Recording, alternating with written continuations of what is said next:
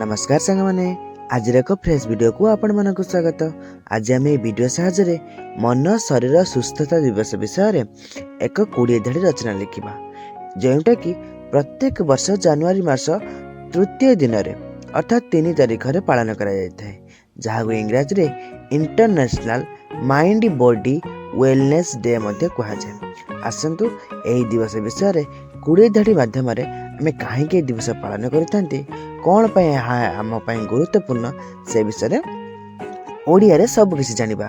आपण मान समय नष्ट न करी चलंतु स्टार्ट कर दो आज सेशन टी।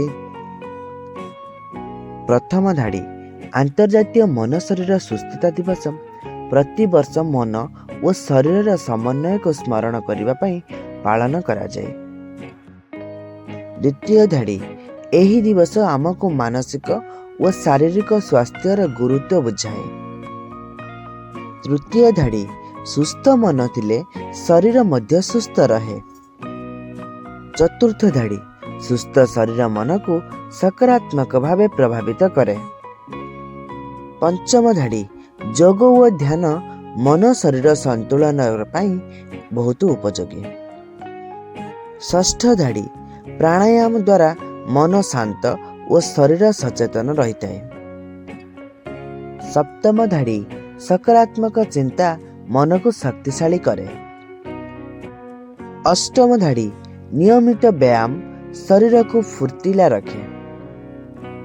नवम धाड़ी संतुलित खाद्य ग्रहण सुस्थतार मूल आधार। दशम धाड़ी पर्याप्त निद्रा मन और शरीर को विश्राम दिए। एकादश धाड़ी अत्यधिक चाप मन शरीर उपर कुप्रभाव पकाए। द्वादश धाड़ी हस व आनंद मन को हल्का करे। त्रयोदश धाड़ी प्रकृति सह समय काटिले मन शांत हुए।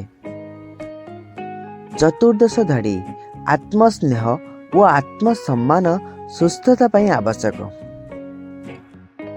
पंचदश धाड़ी भल अभ्यास द्वारा जीवन सुंदर हुए। सप्तदश धाड़ी शिशु ठारू वृद्ध समस्त सुस्थता निहाती आवश्यक। षोडश धाड़ी एही दिवस मन शरीर संपर्क को मजबूत करे। अष्टादश धाड़ी सुस्थ जीवन शैली आमको दीर्घायु करे। 19 धाड़ी मन शरीर सुस्थ रहिले जीवन आनंदमय हुए।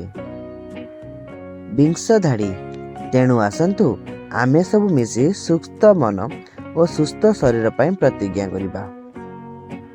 आज सेशन जदि आपण मानक मोर वीडियो भल लगी तेबे निश्चित भाव मोर वीडियो को छोटा लाइक करी मोर चैनल को सब्सक्राइब कर रखिए। आपण मानक नियत प्रत्येक दिन किसी न किसी देखा पाइबे। रहुची धन्यवाद।